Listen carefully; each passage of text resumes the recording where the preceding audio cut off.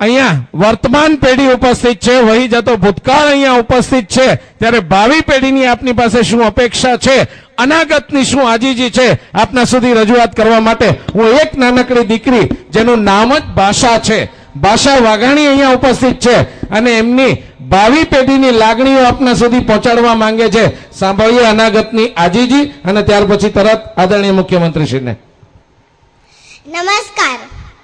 જેનું ભવિષ્ય સુવર્ણમય છે તેવા ભારત દેશની ગરવી ગુર્જર ધરાની હું દીકરી છું. હું આવતી પેઢીના પ્રતિનિધિ તરીકે અહીંયા ઉપસ્થિત આપ સર્વેને વિનંતી કરવા માંગુ છું કે અમને ધન દોલતનો વારસો ઓછો આપશો તો ચાલશે, પરંતુ અમારે જોઈએ છે હરિયાળો વારસો, ખળખળ વહેતી નદીઓ, કલરવ કરતા પક્ષીઓનું ગાન અને લીલાછમ વૃક્ષોથી શણગારેલ વસુંધરા. પરંતુ આ બધું થશે કઈ રીતે? આજે સૌરાષ્ટ્ર જલધારા ટ્રસ્ટ આયોજિત પાણી માટેના ઐતિહાસિક મહાયજ્ઞમાં આપ સૌ હાજર રહ્યા છો, ત્યારે મારી આપ સર્વેને વિનંતી છે કે ફક્ત વાતો કરવાથી નહીં ચાલે. આપણે સૌ શપથ લઈએ અને આવતીકાલના હરિયાળા ભવિષ્ય માટે કામે લાગીએ. મારી આપ સૌને વિનંતી છે કે આપનો જમણો હાથ ઊંચો કરો અને 4800 ગામના હનુમાનજી મહારાજના સિંદૂરના પૂજનની સાક્ષીએ મારી સાથે શપથ લ્યો. હું બોલાવું તેમ મારી સાથે બોલો.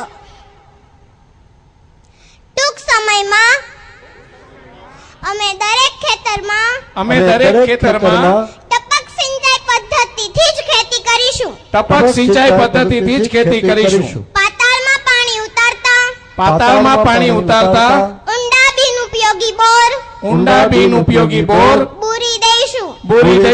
દરેક ખેતરમાં ખેત તલાવડી અને નદી નહેરાઓમાં ચેક ડેમો બનાવીશું અને તેની જાળવણી કરીશું. જળ સંચય અને જળ જાળવણી માટે જાગૃત રહી કામ કરીશું. વૃક્ષો વાવીશું અને તેનું જતન કરીશું. આપ સૌનો ખૂબ ખૂબ આભાર. આપના હાથ નીચે મૂકી દેવા વિનંતી છે.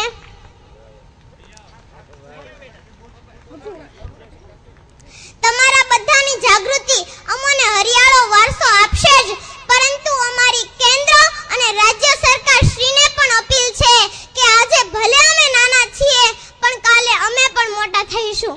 માટે અમને સોનેરી ભવિષ્ય આપવા સરદાર સરોવર ડેમના દરવાજા વહેલી તકે જઢાવો. સૌની યોજના ટૂંકા સમયમાં પૂર્ણ કરી નર્મદાના નીર ખેતી માટે સૌરાષ્ટ્રના ગામે ગામ પહોંચાડો. કલ્પસર યોજના ઝડપથી ચાલુ કરાવો. હું બે હાથ જોડીને આપને વિનંતી કરું છું કે તમે લીધેલા શપથ ભૂલશો નહીં. અમને હરિયાળો વારસો આપવાનું વચન તમે પાળશો એવી અમને આશા છે. જય નર્મદે, જય જય ગરવી ગુજરાત, વંદે માતરમ. જય હો. શબ્દ એક શોધો અને સંહિતા નીકળે, કૂવો એક ખોદો ને સરિતા નીકળે. જનક જેવા હળ લઈને ખેડે તો આજ પણ ધરતીના પેટાળમાંથી રમતી સીતા નીકળે. આ તો સંત સુરા અને સતીઓનો દેશ છે મિત્રો. અહીં તો મહાભારત વાવો અને ગીતા નીકળે. એક ખૂબ સુંદર આ બાળકી એટલે કે ભાષા વાઘાણીએ આપણી વચ્ચે ભાવિ પેઢીના પ્રતિનિધિ તરીકે એક આહલેખ મૂકી છે, એક શપથ લેવડાવ્યા છે અને માનનીય મુખ્યમંત્રી શ્રી પણ એ વાતને વધાવી રહ્યા છે. ત્યારે આપણે સૌ તાળીઓના ગડગડાટથી આ ભાવિ પેઢીની પ્રતિનિધિને વધાવીએ એવી વિનંતી છે મિત્રો.